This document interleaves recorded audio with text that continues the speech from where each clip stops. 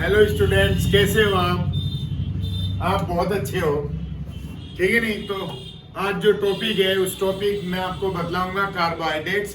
Carbohydrates में जो main topic होता है, इसका मेन कंपाउंड जो होता है वो ग्लूकोज होता है। और ग्लूकोज के बारे में मैं आपको बतलाता हूँ। Glucose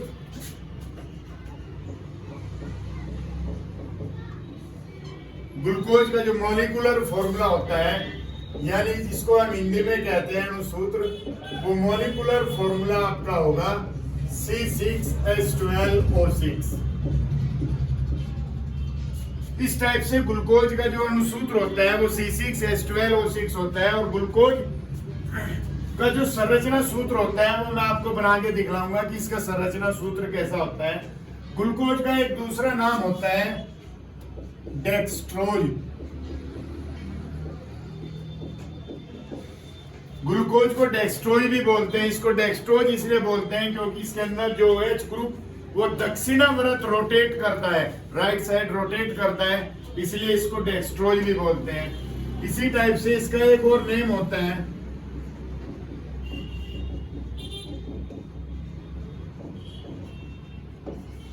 grep sugar.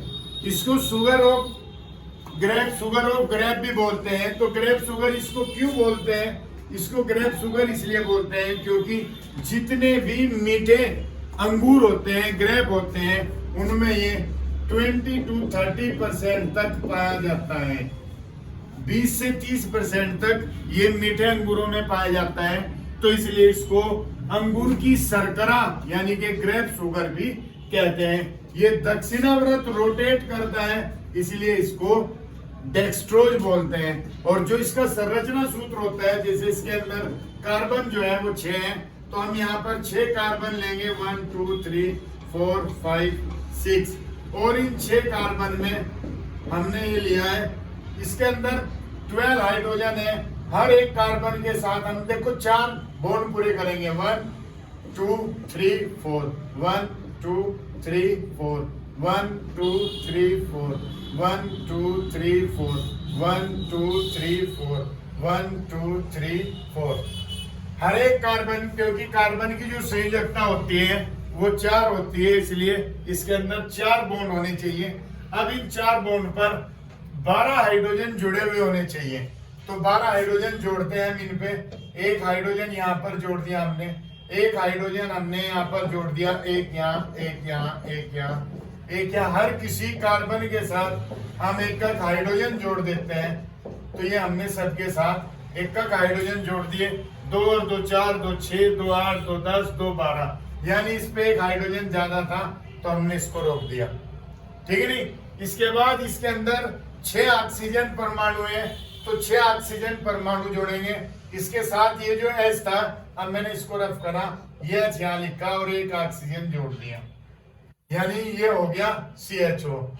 एक ऑक्सीजन मैंने इसके साथ जोड़ दिया।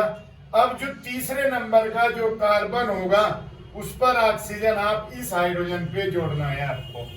इसके जोड़ने का यानी OH रोटेट हुआ दक्षिणावर्त, इसीलिए इसको डेक्सट्रोज बोलते हैं। इसके बाद सारे O जो है वो इस साइड में आपको ऐसे लगाने हैं। तो देखो 1 2 3 4 5 6, 6 ऑक्सीजन हुए, 6 कार्बन, 12 हाइड्रोजन और 6 ऑक्सीजन। ठीक है नहीं। 1 2 3 4 5 6। इस संरचना सूत्र को आप ऐसे भी लिख सकते हो, CHO CH। अब देखो यहाँ पर ये इसके अंदर जो है ये एल्डिहाइड ग्रुप है। एल्डिहाइड ग्रुप होने से ही इसको एल्डोज डेक्सट्रोज भी बोलते हैं, एल्डोक्सिस भी बोल देते हैं। और इसके अंदर ये CHO है, तो ये CHOH कितने हैं? 4। तो ये CHOH मैंने यहाँ पर लिखा और इसका होल 4 कर दिया। अब ये जो है यहाँ पर छठा जो है ये है CH2H, तो इसके अंदर मैंने इसको लिख दिया CH2OH। तो इस टाइप से हम ग्लूकोज का एक नया एक और फॉर्मूला संरचना सूत्र ऐसे बना सकते हैं, CHOH का होल 4 और CH2OH। तो ये ग्लूकोज के अणुसूत्र और ये हुआ संरचना सूत्र, ये भी इसका संरचना सूत्र है।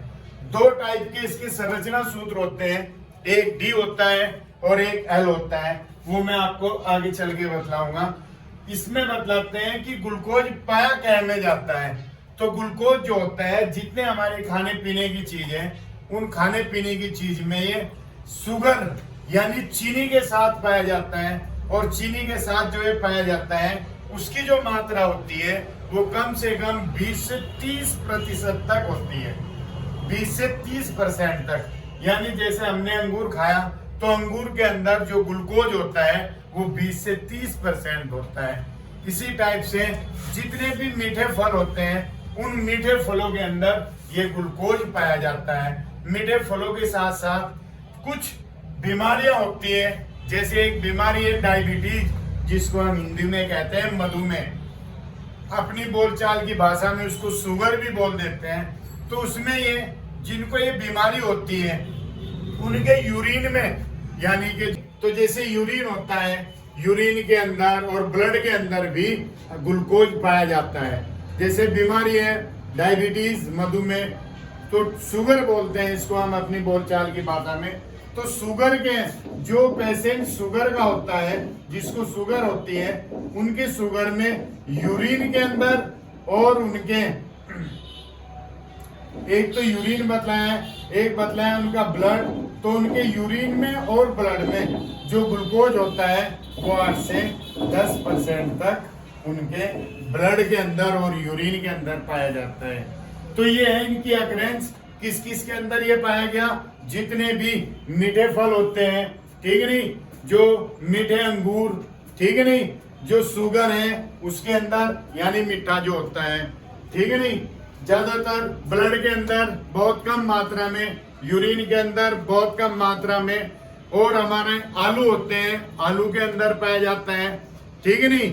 इसके साथ साथ और ये पाया जाता है शहद के अंदर, जो हनी होता है शहद, उसके अंदर भी ग्लूकोज पाया जाता है। तो ये है आपका ग्लूकोज, जो इसकी अकरेंस है। अब इस ग्लूकोज की संरचना बनाने के लिए आती है अल्फा और बीटा संरचना। अल्फा और बीटा संरचना हम इसकी कैसे बनाएंगे उसके बारे में बतलाता हूं।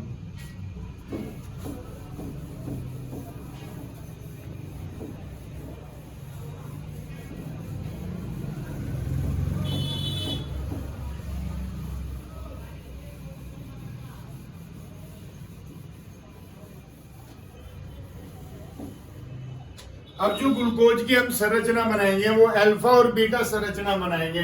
मैंने बतलाया था कि इसके अंदर 6 कार्बन होते हैं, 3, 4, 5, 6। पहला जो कार्बन है ये एल्डिहाइड ग्रुप को बतलाता है, तो CHOH। तो देखो CHOH, इसको इस तरीके से हम दिखलाएंगे। उसके बाद हम क्या करेंगे, ये सिंगल बॉन्ड लगाया यहाँ पर। अब इस कार्बन के 4 बॉन्ड होने चाहिए, बट यहाँ पर इस कार्बन के 1 बॉन्ड नहीं है। अब आप इसको ध्यान रखना, वो 1 बॉन्ड कहां पर जाएगा मैं आपको बतलाऊंगा। यहाँ पर एक H, यहाँ पर OH, यहाँ पर OH और यहाँ पर H। इसी तरीके से यहाँ H और यहाँ OH, यहाँ H, यहाँ OH, और ये हो जाता है हमारा CH2OH, ठीक है नहीं। अब इसको हम क्या करेंगे, ये जो कार्बन है हमारा, जो CH2OH लिखा है मैंने, तो इससे ऊपर का ये OH यहां से मैं हटाता हूं, ठीक, और यहाँ का एक ये बॉन्ड ले जाता हूं इस टाइप से। यहाँ पर मैं एक ऑक्सीजन परमाणु यहाँ पर लगाता हूं, वो यहाँ का जो OH था उसका O यहाँ पर आ गया, बचे हमारे। अब इस पे यहाँ पर और इसको ऐसे ऐड कर देता हूं। तो ये जो संरचना बन जाती है ग्लूकोज की, इस संरचना को अल्फा डी ग्लूकोज बोलते हैं। इसी टाइप से दूसरी होती है बीटा डी ग्लूकोज। फर्क क्या है, इस OH को उठा के यहां से और इधरली साइड में लगा देते हैं, और सारा बिल्कुल सेम ऐसे ही होता है। तो लगाते हैं OH, H, 2, 3, 4, 5, 6, CH2OH। यहाँ पर हमने क्या किया, H, OH, H, OH, ये OH सॉरी ये H था, एच OH H। अब हमारा कहा यहाँ पर बॉन्ड पूरा होना था, ये बॉन्ड आया यहाँ से O लगा दिया और ये, तो ये अल्फा था, ये बीटा डी ग्लूकोज। तो बच्चों आज का टॉपिक आपको समझ में आया होगा हमारे सालिम सर का। मैं आज सर का स्टूडेंट हूँ अर्शिल चौधरी। तो आज सर ने पढ़ाया है आपको कार्बोहाइड्रेट का इंपॉर्टेंट क्वेश्चन है, मोस्ट इंपॉर्टेंट क्वेश्चन बताया ना सर ने मुझको।